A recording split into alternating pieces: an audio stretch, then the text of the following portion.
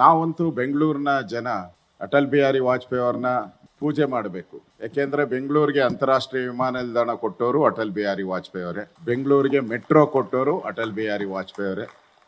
ಬೆಂಗಳೂರಲ್ಲಿ ಇವತ್ತು ಸರ್ಕಾರಿ ಶಾಲೆಗಳಿಗೆ ಅನುದಾನ ಮೊದಲ ಬಾರಿ ಕೇಂದ್ರ ಸರ್ಕಾರ ಮೊದಲು ಅನುದಾನ ಕೊಡ್ತಾ ಇರಲಿಲ್ಲ, ಫಸ್ಟ್ ಟೈಮ್ ಅನುದಾನವನ್ನ ಕೊಟ್ಟಂಥವ್ರು ಅಟಲ್ ಬಿಹಾರಿ ವಾಜಪೇಯಿ ಅವರೇ. ನಾನು 3 ಸರಿ MLA ಆಗಿದ್ದು ಅವರು ಒಂದೇ ಫೋಟೋದಿಂದನೇ 3 ಸರಿ ನಾನು MLA ಆಗಿದ್ದು, ಅದಕ್ಕೂ ಕೂಡ ಅವರಿಗೆ ನಾನು ಪರ್ಸನಲ್ ಆಗಿ ಅಭಿನಂದನೆ ಸಲ್ಲಿಸ್ತೀನಿ.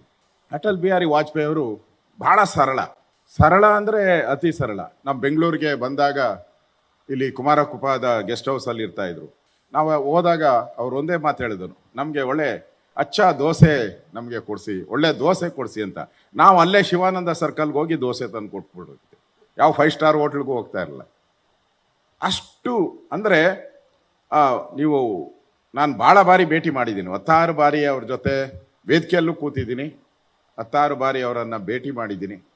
ನಾವು ಬೇರೆ ಬೇರೆಯನ್ನ ನೋಡಕ್ಕೆ ಹೋದಾಗ ಅನ್ಸಿರ್ಬೋದು, ಅಪ್ಪ ಹೆಂಗೆ ಹೋಗ್ಬೇಕು, ಭಯ ಭೀತಿ ಇದೆಲ್ಲ ಇರ್ತದೆ.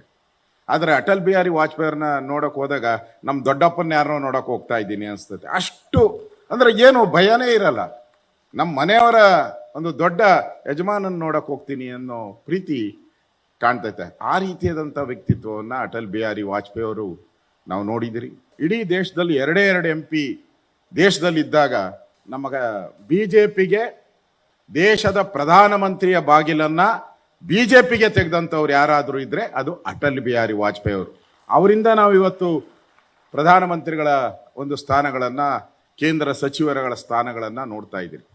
2 ಸ್ಥಾನ ಇದ್ದಾಗೂ ಅವರು ಯೋಚನೆ ಮಾಡಲಿಲ್ಲ.